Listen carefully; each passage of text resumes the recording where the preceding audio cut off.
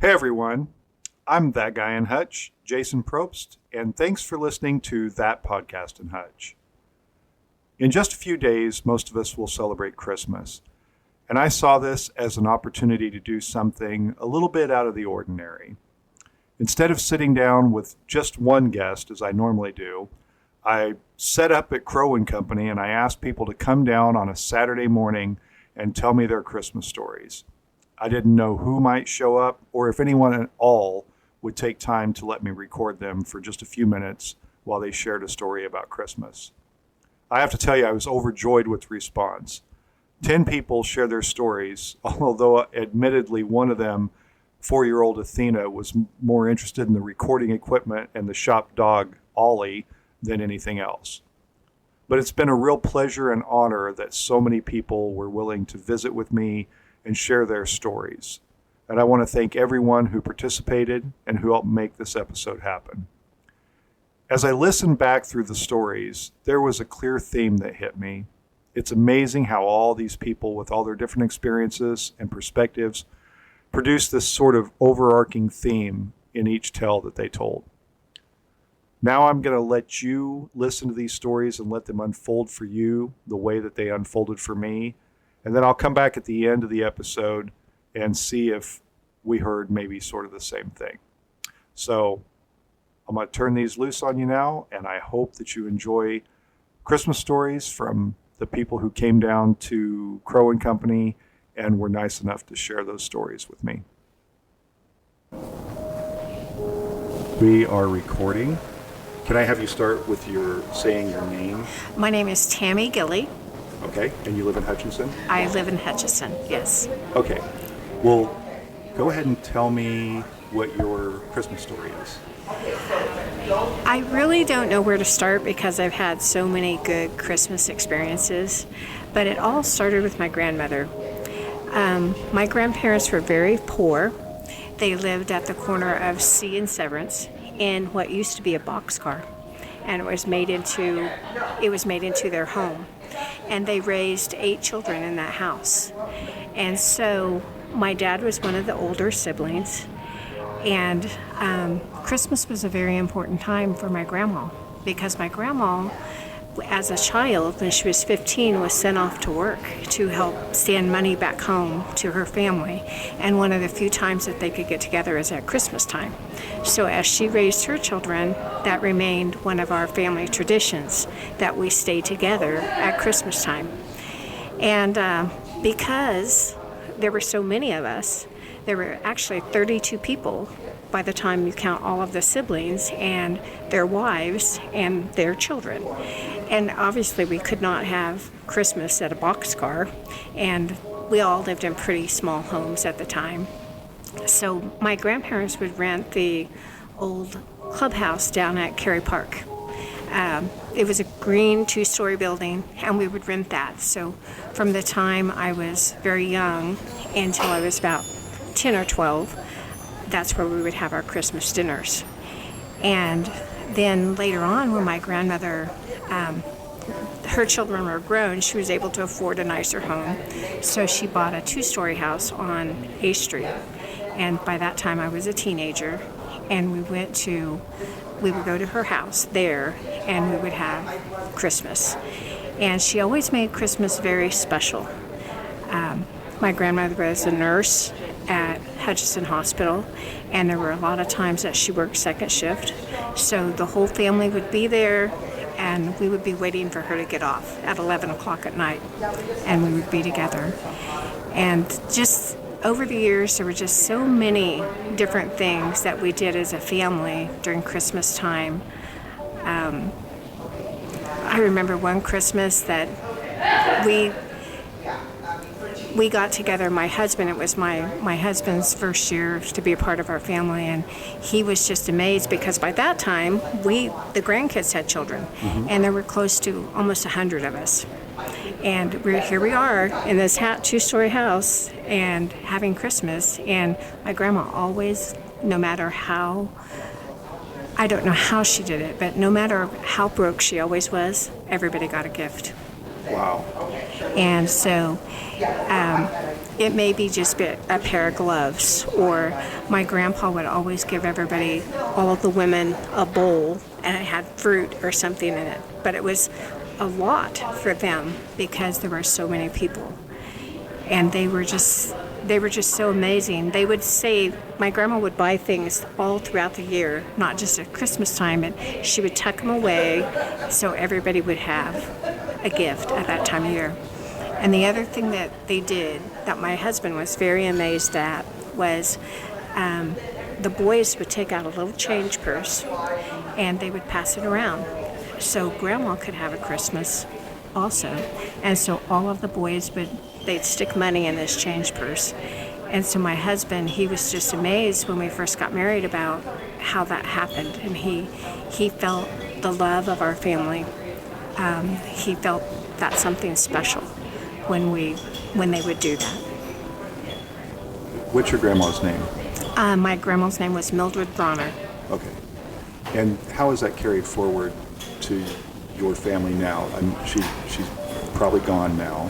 So how does she live on in your family at Christmas? We still have our Christmas on Christmas Eve, like we always did, and we all get together on Christmas Eve, and everybody gets a gift. It may not be a lot, but it's something, and we do the traditional things that we used to do in our family.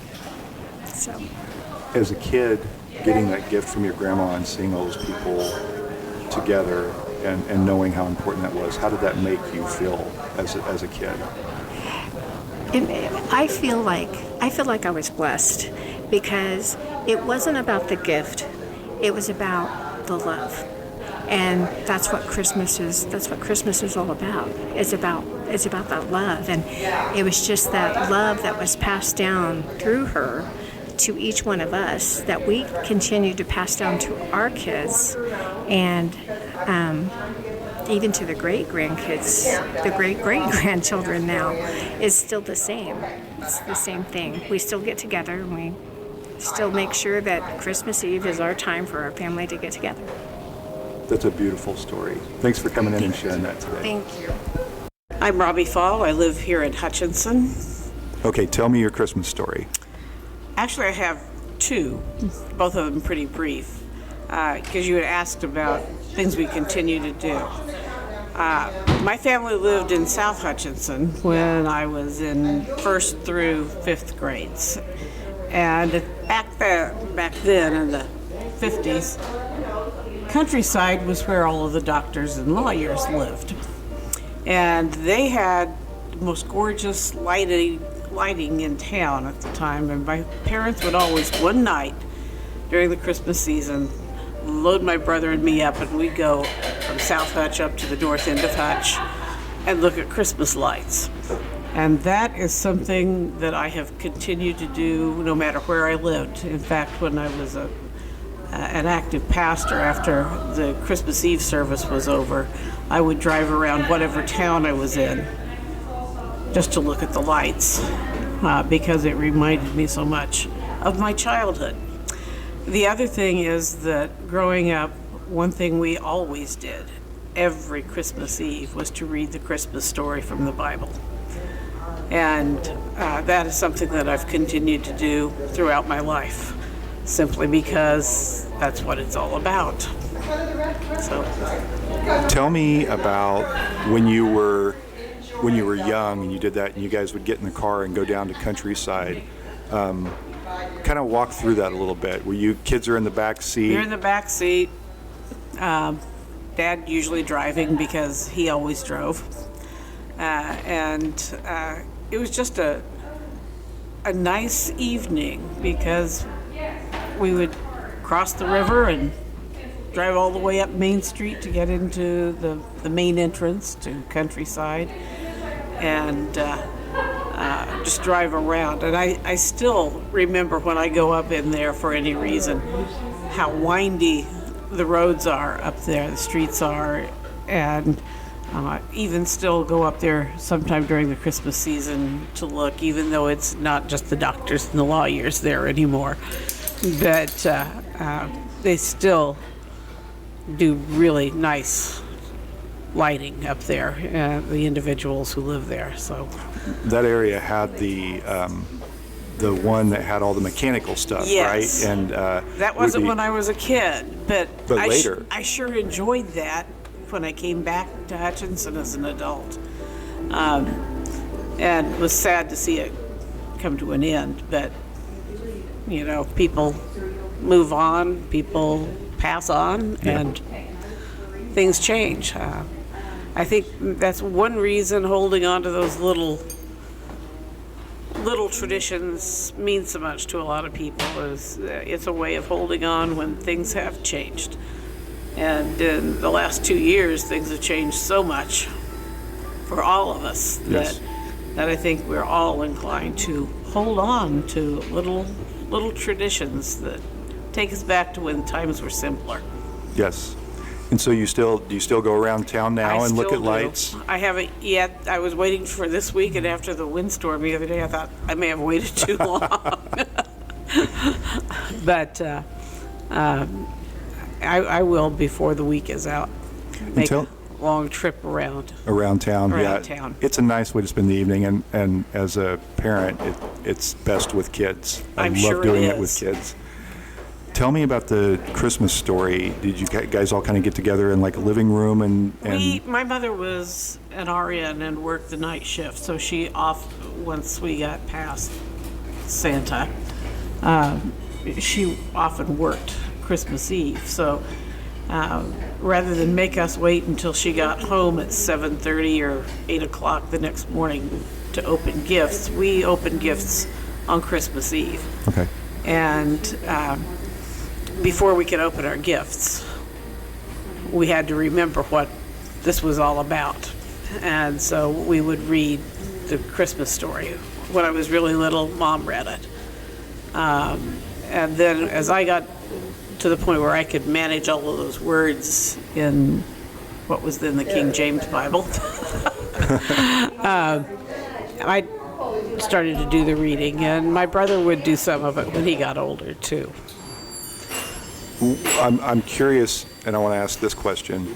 You had this tradition where you read the Christmas story, and you've been a pastor for a good part of your career. What is, at its core, the message of Christmas? My favorite Christmas reading is not the Christmas story, but it's the prologue to John's Gospel, which says, "In the beginning was the Word, and the Word was God, and the Word was with God." And Word is capitalized, and Word refers to Jesus. And that whole passage talks about the coming of light into darkness. And that is what I see as being essential to this season, is a time of hope that there is light still ahead to come. And whatever your beliefs, there is a central theme of light. This year, the first Sunday of Advent coincided with the first night of Passover. Not Passover, excuse me, Hanukkah. Uh-huh. And Hanukkah is about lighting candles, just as Advent is lighting candles is representative of what Advent is about. And for some reason that really struck me this year, that how many million candles were being lighted on that last Sunday of November, as two great religions celebrated a major holiday, or the coming of it, on their calendars. Light, hope, and love. That's it. That's it. Great. Yeah. And if there was ever a time we needed all of those things, it's right now. It's now. Yeah. Yes. Well, thank you for coming and sharing your story with me. You're most welcome. Thank you. Okay. Say your name and where you live into the microphone. Hardy Hutchinson, Kansas. All right. Go ahead and tell me your Christmas story. Well, I guess I got the story I have is I got to spend Christmas of 1977 on a yacht. On a yacht. On a yacht. I spent a good portion of the day, at least 12 hours. Where was that? It was the yacht was in Alawai Yacht Harbor in Honolulu, and I had worked for a security guard company called Hawaii Protective Association, and I had just gotten out of the military. You know, I'd been in Kentucky, and I just got back, and so that was one of the first jobs I grabbed. Was like, oh, my dad had a friend, a guy who owned a company, a number of companies, you know, and one of them was the Hawaii Protective Association, and so they hired me on as a security guard. And so this was during the what do you call the savings and loan crisis. There's always all these financial crises all the time. Well, this is a savings and loan crisis, 77, 78 and all that. And so the savings and loans, you know, there was a lot of people that bought a lot of stuff that they couldn't afford, obviously. So this had been repossessed and was sitting in the yacht harbor, and they needed somebody to guard it overnight. So I guarded from 12 in the night, midnight till 12 in the morning. And that was on Christmas? On Christmas Day. On Christmas Day. So that's how I spent my Christmas Day. It could have been the other way. I may have been 12 noon to 12 midnight, but it was a 12-hour shift. Generally did 12-hour shifts for the security guard because you just sat around and really did nothing. You wait for some guy to Hawaii 5-0 you or something. I don't know. Well, you and I have known each other for a number of years. Oh, yeah. And for people who are listening, you grew up in Hawaii. Right. Born and raised, part Hawaiian. Yeah. And so then you went away and you came back. And then tell me, so what did you do? How did you celebrate? Or did you just hang out on a yacht? I just, there was just me, and you know, the yacht itself was like, you could tell it was somebody who bought something they couldn't afford because it hadn't been taken care of properly. And so it wasn't like a real pleasant experience or anything. It was just that I needed something to do, and I just, like I said, I'd just gotten out of the Army, and I'd been in Bloomington, Indiana for a number of months before, and I got back in September of '77, and that's when I hired on as a security guard.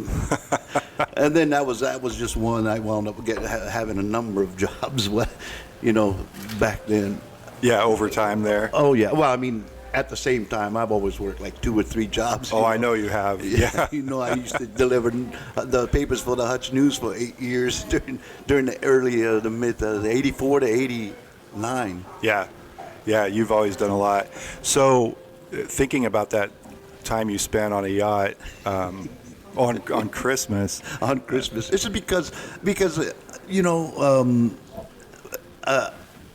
I had to go, you know, it's very expensive living in Hawaii, you know, so I just, you know, family lives with family, and so I was home just living with my mom, and, you know, you're 20, 23, 24, 25 years old almost, and it's like, okay, I don't need to be here very often, and so, you know, I just wound up job. I managed a sub sandwich place, you know, delivered sub sandwiches and stuff like that, all at the same time. I'm curious now that we're talking about this, are there Christmas traditions in Hawaii that are different than the mainland? Hawaii. Santa delivers Christmas presents from a surfboard. Let's see. Well, you know, there's other things. I was in like concert glee, and we sang. We had a Christmas program. It would have been 71. That would have been 71, and well, you know, being you know, it's a Hawaiian Kamehameha was a school for Hawaiians and part Hawaiians, and I'm being part Hawaiian, and it's private school, and you know, there's a lot of things, you know. So anyway, yeah, I was there singing. We were singing concert glee, and we Pola Ie, Po Kamanau is Silent Night. Can you sing it in Hawaiian? It's been years, so I wouldn't want to try now. It's been years since there's certain things that I try, but I wouldn't want to try it right here now. Melikalikimaka is the thing to say. That's about yeah, the safest that I can do because you hear that from Bing Crosby all the time. Yeah, yeah. So, but yeah, mom spent Christmas, I believe, 1940, Christmas of 1941, on a ship in the Pacific, either headed to or headed back from California. Oh, wow. I don't know how they celebrated on the ship, but they had, Pearl Harbor had been attacked, and so they evacuated civilians to California, and so they all got on a ship. My mom and my grandmother, friends of theirs, and they all headed off to California, and because that's where grandmother and granddad had originally come from, and they headed back to California. And once they got to California, they said, well, they left granddad back in Hawaii, and they said we're not going to stay there. So I don't know if they even got off the ship, but They may have just turned right back around. Right, telling me about all their zigzagging and stuff, to avoid submarines and all kinds of stuff. It was, but yep, that was my mom's Christmas, I think, in 1941. Wow. Well, thank you for coming down today and sharing some of your stories not with a problem. me. I appreciate it, Artie. All right. Thank you. Have a great day. Merry Christmas. Melikalikimaka. Yeah. Merry Christmas. My name's Jordan Becker, and I live in Hutchinson, Kansas. Okay. And can you tell me how old you are? 14. Okay. Is your mom going to be okay with this? Yeah. Okay. All right. Go ahead and tell me your Christmas story, or any story around Christmas. Okay, so one time, me and my friend were going shopping at the mall, okay, and for Christmas, and and you know how the mall used to have like these little thingies with like prizes in them, like the little game thingies? Mm-hmm. Okay, so she was trying to win something for her brother, and she lost, because those things are like, they just eat your money. Yeah. Okay, and she shook the thingy, okay, and the alarm went off, and we all started like running, kind of, and then it was pretty scary. How many do I have to tell? Like 2, 1? Oh, you can tell any story you want, or as Okay, many. Well, wait, I have a question though. The alarm went off, but the machine didn't break, right? No, it didn't break, but it was scary, and we ran.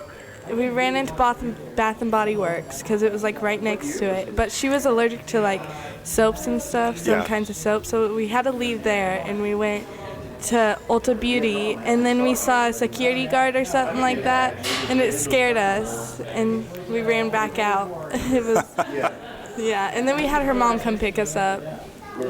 And then one Christmas, me and my family, we were all in like the living room, and we just got done opening presents, and my sister got a tablet, and when she opened it, she screamed really, really loud, and it was pretty funny. And then she's like got up and like started doing a happy dance and stuff. It was. When she first screamed, did you think something was wrong? No. Was it that kind of scream, or was it like, oh, she's so excited about? Yeah, oh, she was so excited. It was funny. Yeah. Yeah. And then my parents yelled at her because she screamed really loud. But, yeah. Do you like Christmas? Yeah. Christmas is okay. I mean, I'm happy that I get to see a bunch of family members. Like, my grandma, she lives in Nebraska. And sometimes we'll go up and see her, or she'll come down here and see us and stuff like that. So the best part is getting to see family? Yeah. That's great. Well, thanks for telling me your Christmas story. You're welcome. My name is Caitlin Norton. I am 14 years old, and I live in Hutchinson, Kansas. All right, you want to tell me your Christmas story? So when it was on a Christmas Eve, I was with my stepdad at the time, and my older brother had to use the restroom. And he was half asleep, so he didn't know where he was going, and he accidentally went on bags of trash bags. How old was he? He was a couple years older than me. Okay. But he didn't know where he was going? No, he was half asleep. Oh. Did he think he was in the bathroom? I think so. I found about it the next day. Was that Christmas Day? Christmas Eve. So when you woke up on Christmas Day, is that when you found out? Yeah. Well, how was the reaction to that? Funny. Funny?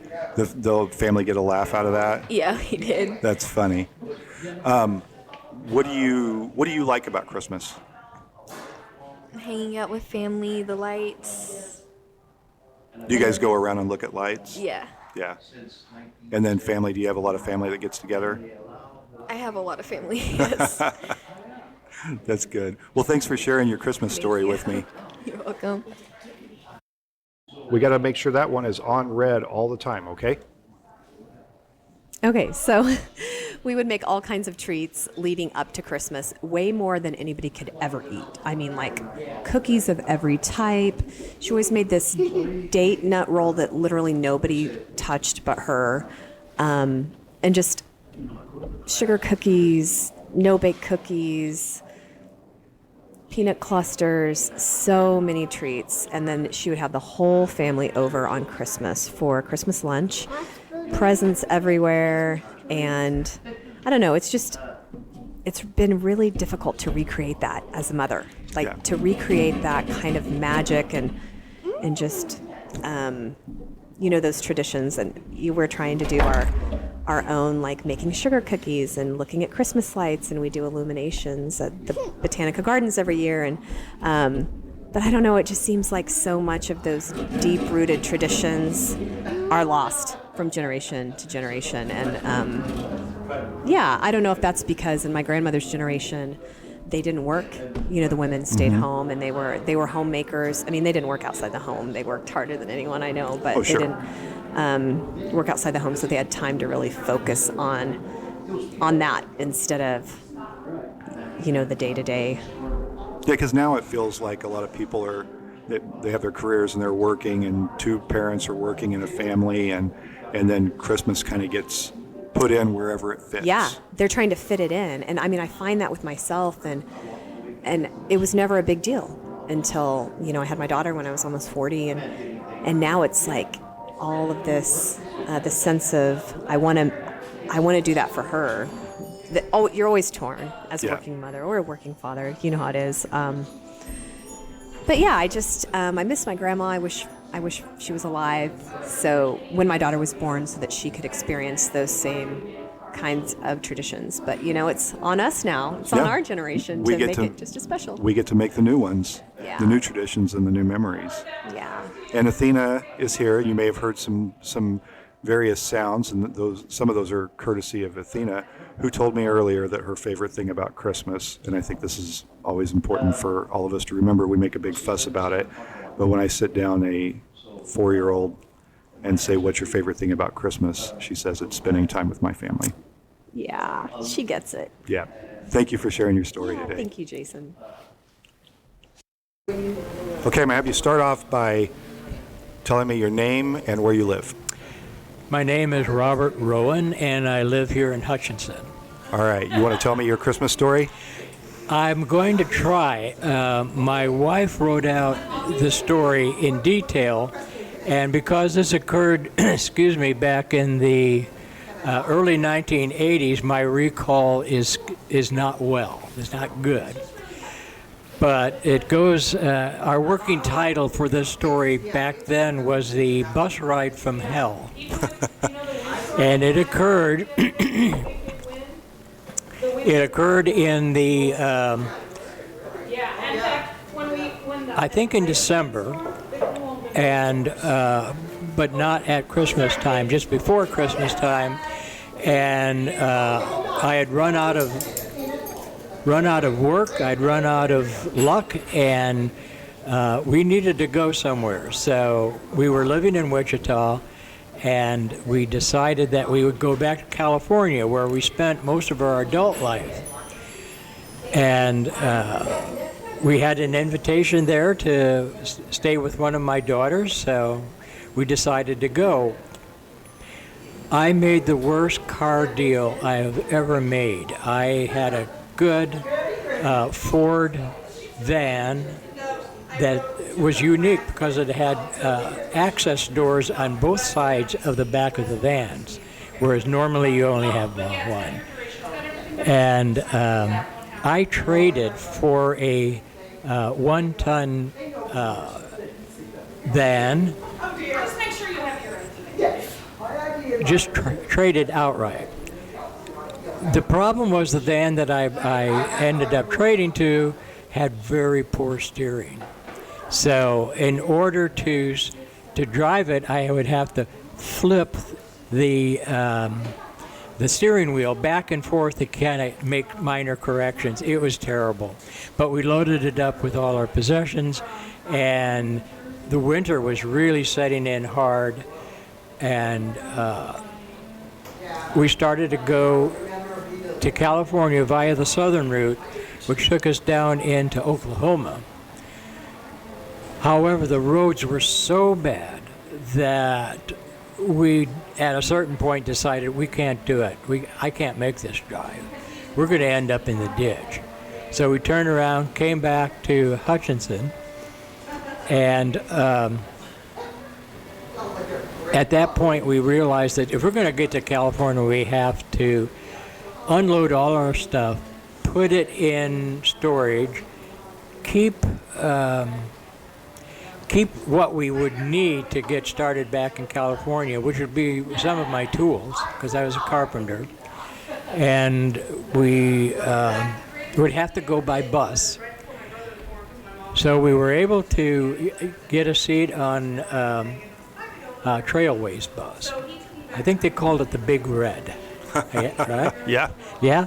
And we started out, and it was we left at night from a bus station in Wichita. It was frightfully cold. It was below freezing. And the bus rolled around, and you know how it is when you're riding in a bus. You get as comfortable as you can. You try to sleep. And so that's what I was trying to do, but not having much success.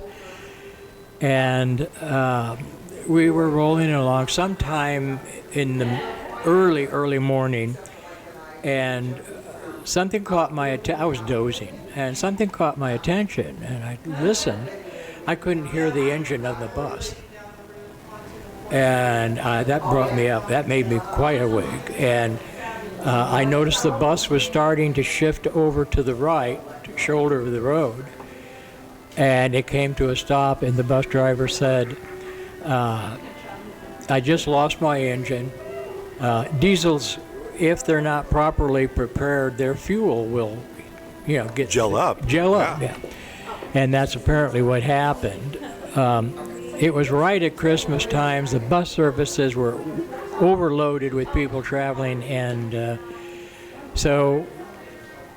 and I can't remember the name of the town we were close to, but they got word to the church. The church there got the driver for the church's bus out, and he came over and picked us up. And we went to the church where the bus is from, and they have, like many churches, they have a basement or some kind of room that they use for multi-purposes. That's where we ended up, and they made coffee and cocoa, and somebody scrounged up some donuts, and that's what they gave us. It was just incredible. Wow. They just did it on the fly.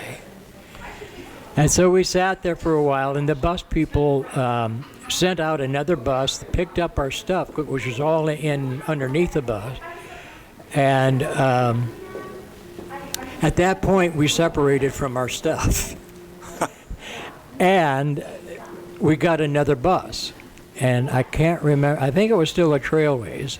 And we went to another city where they dropped us off at the bus station while they were frantically trying to pull in buses, anything they could get to get people to their destinations, because this was a very heavy time. It's just before Christmas, and everybody needs to go someplace there. So the bus that we got was what I think is called a party bus. It's where people take the bus to go to the casinos to have fun and do what. But they had bench seats. They weren't the regular bus seats, and they were facing seats, and there was a table in between because people are just traveling for a short period of time, presumably. And so we got crammed into that bus. We got seats, but people were also sitting in the aisle. They were sitting on their luggage in the aisle of the bus, which is you probably couldn't get away with now, but that's what was happening. So we left there, I think. No, it wasn't. Well, we continued west, and I don't know what road we were on, and it was in the middle of the night. The bus got us finally to, I think, not Las Vegas, but I can't remember where it is. It was, where's the Mormon Tabernacle Choir? Where is there? Is that, is it Salt Lake? Salt Lake. Okay. We got to Salt Lake City, and we got out of the bus just to stretch and move around and maybe get something to eat. And my wife and I decided to go for a walk, and we didn't know where we were. But apparently the bus station was near the church, and the city had put on the choirs singing Christmas carols over the loudspeakers throughout the city. And so we've had this horrendous night traveling by bus that broke down, by party bus, by it's just incredible. They're very tired, very wasted, and then we had this walk through this beautiful, well-decorated part of the city with the Mormon choir singing, and we thought, wow, it's almost like we're in heaven. But we weren't. We were there in Salt Lake City. We went back to the bus station, and we finally got a Greyhound bus. We thought, Greyhound bus, you'll be more comfortable. And we started coming to California, and at a certain point, it was during the morning, we stopped at a convenience place to get snacks, and the bus got stuck. And it was still very snowy and cold, so we ended up having most of the men got out of the bus, and we got behind the bus. And tried to push it out? Started to push the bus out. So this is getting really crazy. We couldn't believe this. But the bus did get some traction. It was able to go. We got on board, and we headed. And you have to go up through the mountains. Must have been on Interstate 80, but I'm not sure. We went up through the mountains, through Tahoe, came down, and as we were coming down into the west side of the mountains, we could smell the ocean. And that was like, we've made it. We finally made it. And so everything was just fine. It was just really great driving along, and it was comfortable. We weren't crammed together. And we got to Oakland and got off the expressway when going to the bus station in Oakland, and we got hit by a car. And we thought, God, is this thing ever going to end? And so we had to pull off. We had to fill out accident reports as to what we thought had happened. And at that point, we threw our hands up in our air with okay, we're here, we can smell the ocean, whatever, we don't care. Finally, we made it to San Francisco, to the bus station there, and our daughter, who lived in a small town to the west of San Francisco called Rohnert Park, came down, picked us up, and took us back to their place, and we were only a few days away from Christmas Eve. So did you get to celebrate Christmas Eve and Christmas with your daughter? Yes. So along that route, and that does sound like a bus trip from hell. And you must have thought at some point, or many points, maybe just turning around, because this thing seems kind of cursed with all the things that had gone wrong. Yeah, we couldn't turn around because we were under the service of the bus company. So, and they were frantic, trying to get people to where they were going. Already our bus trip was delayed by a day. Yeah. Or maybe more, I don't recall, but quite a bit. And so we had to go with the flow, as they say. Sure.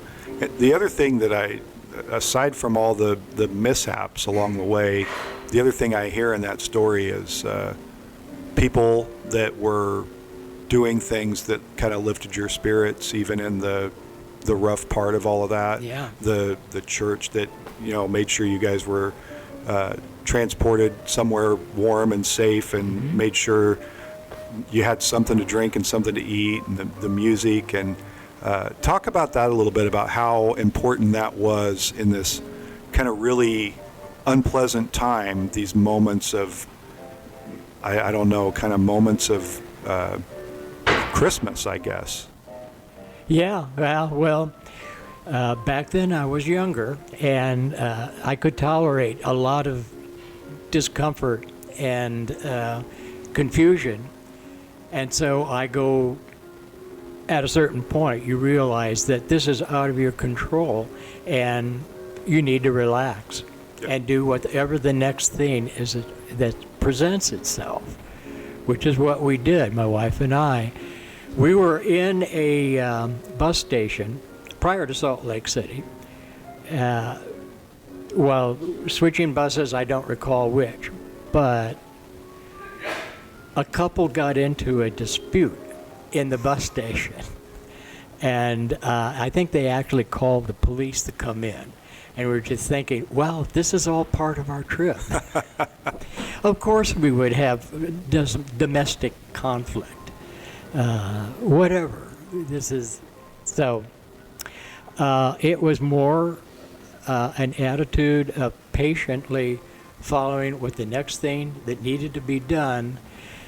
And when we got to the Salt Lake City, I would imagine we had quite a bit of tension in ourselves because we don't know what's happening.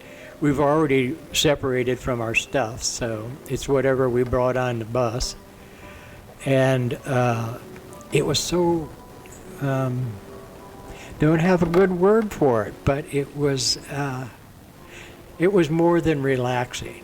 It was a welcoming, comforting feeling to walk through the Salt Lake City area, not far from the bus station, and just to experience the lights that were up, the music, which is beautiful music.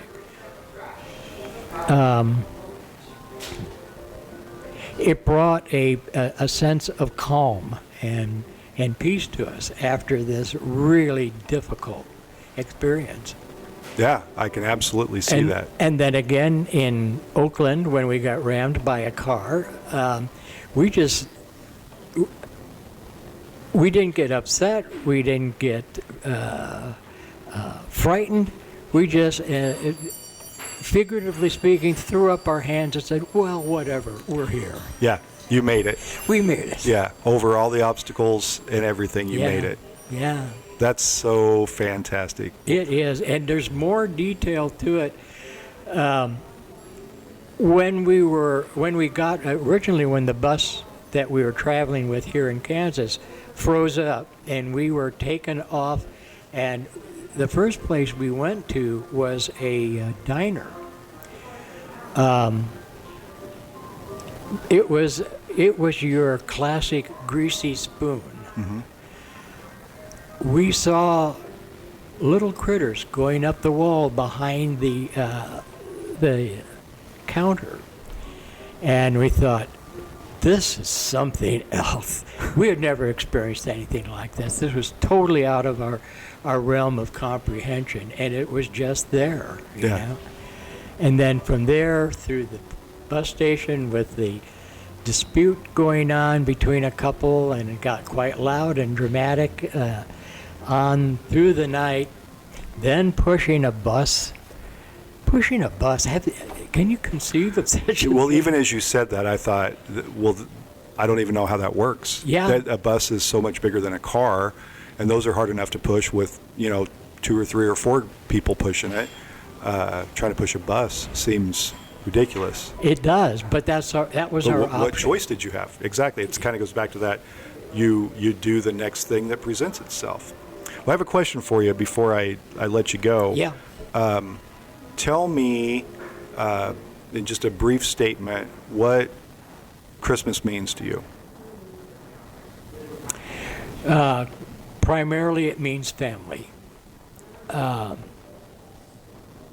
And that's what is the most important thing. It turns out at any time of the year and any kind of a situation going on, the family is the most important thing. And that's it. Yeah. So you and previously Athena, Jade's daughter, who's 4, and you're older than 4 by a year or 2. Yeah. You both agree. Family is the most important thing. Oh, well, yes, absolutely. Thanks for sharing your story with me. You're welcome, and thanks for talking with me. Absolutely. Merry Christmas. Merry Christmas. Okay, tell me your name and where you live. My name is Sarah Crow, and I live in Hutchinson, Kansas. And you're the owner of Crow and Company Cafe and Bookstore, and Yep. that's where we're recording That today. is exactly where we're recording, yeah. All right. Well, thank you for letting me do that. Absolutely. Tell me your Christmas story. So obviously I've had a little while to think about it since you've been here most of the morning. And one of my favorite Christmas memories actually took place right as I was starting college. I went to Concordia College in Moorhead, Minnesota for my first 2 years. And Concordia is a huge music school, especially choral music. And I had never experienced a Christmas concert at Concordia before. And for the Christmas concert, they have, most of it happens in Moorhead, and then we do one in Orchestra Hall in Minneapolis. And our first rehearsal was with 300 almost professional choral singers and a full quasi-professional orchestra. And we sang this piece called Night of Silence that is a combination of Silent Night and a more contemporary song. And the first time we sang it, it was the first thing, it was kind of our warm-up song in the hall where we were singing in, because it's actually a pretty easy song where choral music goes. But the very last chorus of Silent Night is just the entire choir a cappella in this beautiful, resonant, empty hall. And the sound is like goosebumps on top of goosebumps. And it was literally one of the most holy Christmas moments I think I've ever experienced in my life, because all of these people are here and they're all united in making something absolutely resonant and beautiful. And it was amazing.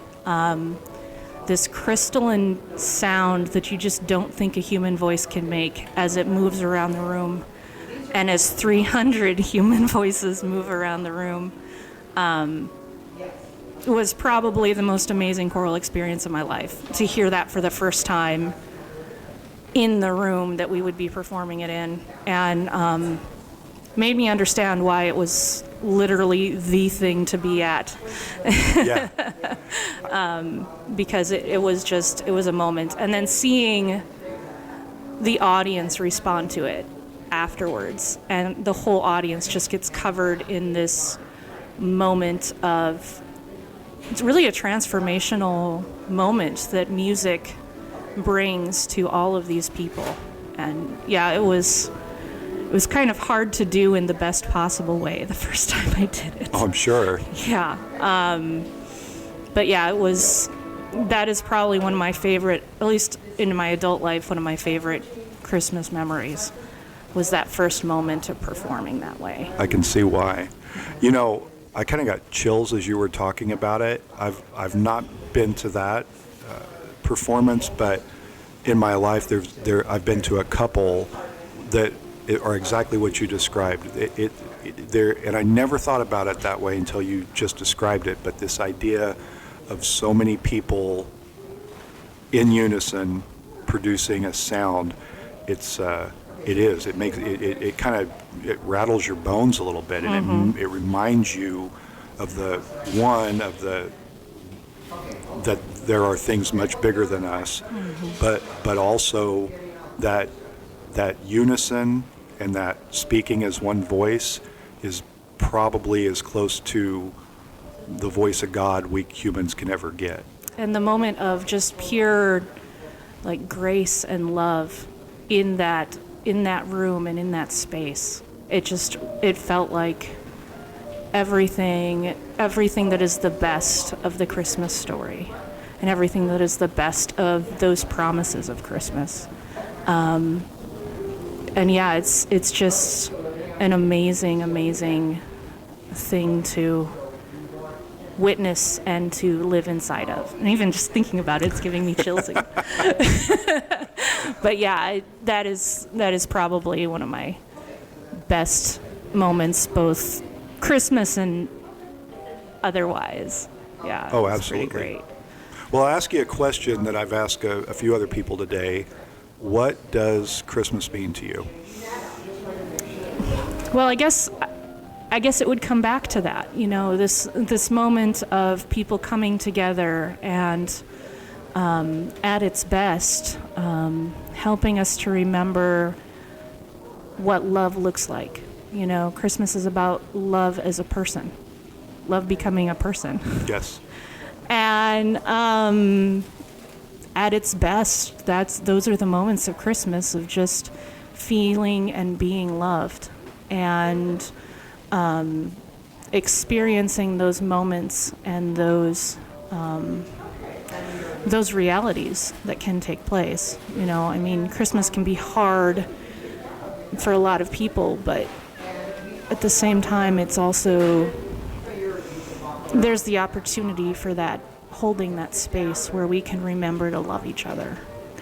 And those are the best things about Christmas for me. Absolutely. Well, thank you for sharing your story with me today. Thank you, Jason. Yeah. All right. Yes, and don't let me forget to take a picture of you also. Oh, I will. Yep. Okay. I'll let you forget. No. Tell me your name and where you live. My name's Wesley Vaughn, and I live here in Hutchinson, Kansas. And you're on the Hutchinson Police Force, right? Yes. Okay. Yes, I am. What's your rank? I'm just an officer, but I've been around enough that people still come to me for questions. Oh, So, yeah. Well, you want to tell me your Christmas story? Yeah, it was actually when I was with the Reno County Sheriff Office. At the time, we were just getting ready to get off, and this was Christmas Eve. Okay. And we had this alert come out from over in Yoder area, which is south of Hutchinson. And there was a child that was around like 6 or 7 years old, who had some issues mentally, but was a really sweet child. He had wandered off during this big Christmas Eve dinner, and everybody had been there, aunts, uncles, cousins, and the kid, he was playing, to his own self, and then he had just wandered off, and people didn't realize it until probably about an hour or so later. And again, my crew that I was working on, we were just getting ready to go home, have our own little Christmas Eve get-together stuff. And this thing comes through, and none of us, and there was probably 4 officers that day shift. None of us, said, okay, we're going to go home or we're going to rotate.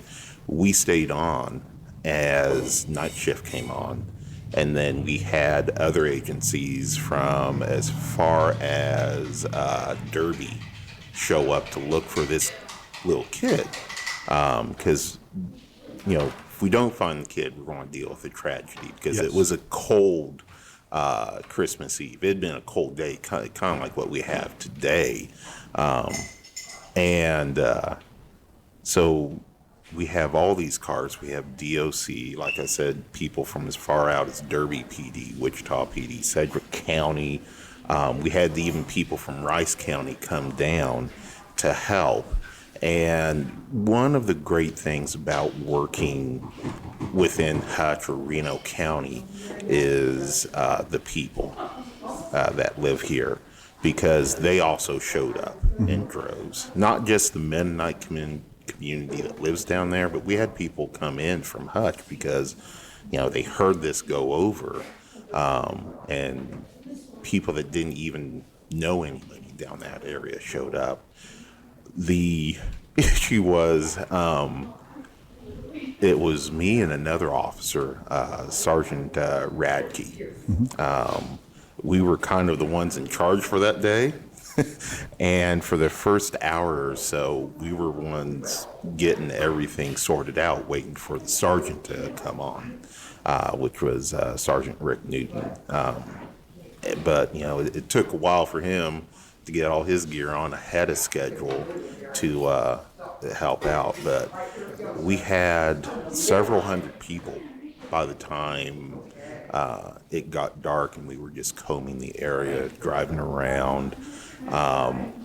And we were getting ready to go to a whole new section of the town, of that little area and do the same thing. And we're talking going through fields, little cul-de-sacs. Anywhere that a little kid could hide. Yeah, any place. And this old cowboy, he comes driving up in this old rattle-trap truck, and he comes up to the command base and said, "Hey, I found this kid. He just walked into my house, and he just started playing." And it's the kid that we're looking for. And goes through the radio, and everybody's hugging everybody, high fives. The sheriff had finally been able to get out because he had his own thing. And Sheriff Henderson, he had raced in, and so had a couple of the captains. And there's, at the time before we found out, there was this stuff that gripped everybody, like, we've got to find this kid. And it was just as much, and sorry about the radio going on. It's part of the job. This relief. It was as close as I'll ever probably, that storybook Christmas spirit filling everybody. That is my Christmas story. It's something that I'll never forget. I still see those guys, and we'll joke about it around this time. And actually, this Sunday when we have our Sunday brunch with SO, I'm sure this will come up again. Yeah. So that the thing about that, I can't imagine what that felt like. Like, you guys, I can only imagine. Thought, like you said, we have to find this kid. There's no choice, and you've got all these people involved. I bet there was a lot of emotion when he turned up. Oh yeah. Yeah.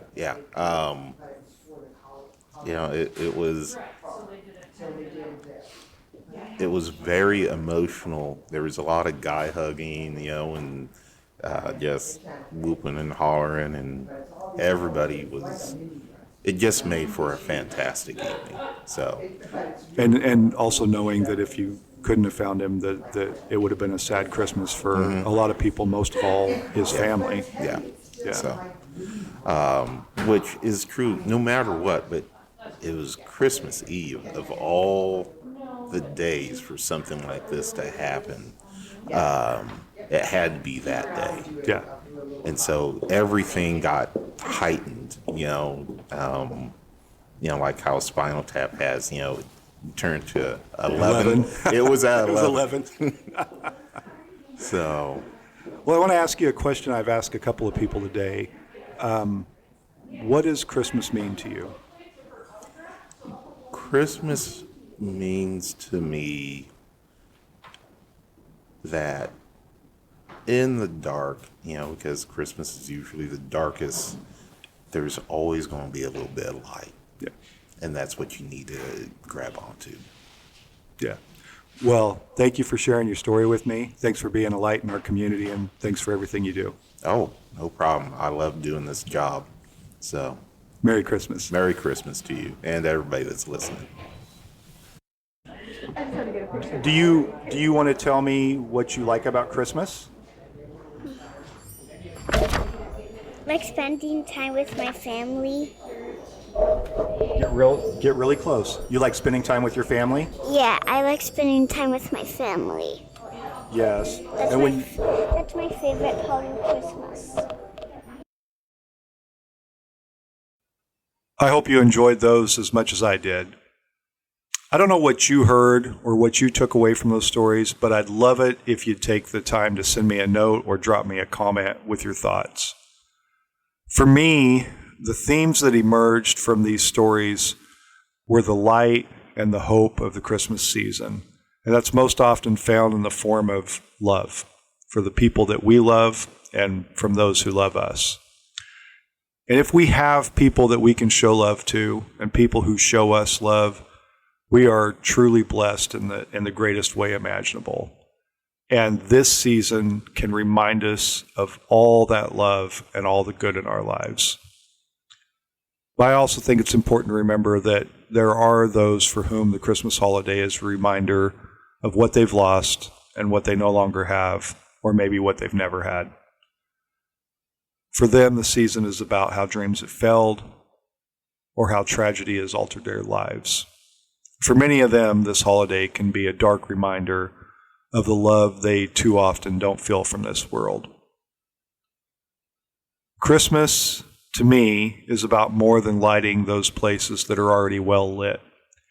It's about shining light in the darkest of places and sharing hope that even in the darkest of times and in the darkest of places, there is always the light of hope. Thanks to my friends, my family, and so many people in my community and my state, I feel that light now and many times throughout the year. And I hope that no matter who you are, where you are, or what place you're at, I hope you can see that light as well. And I hope you have a Merry Christmas. Thank you.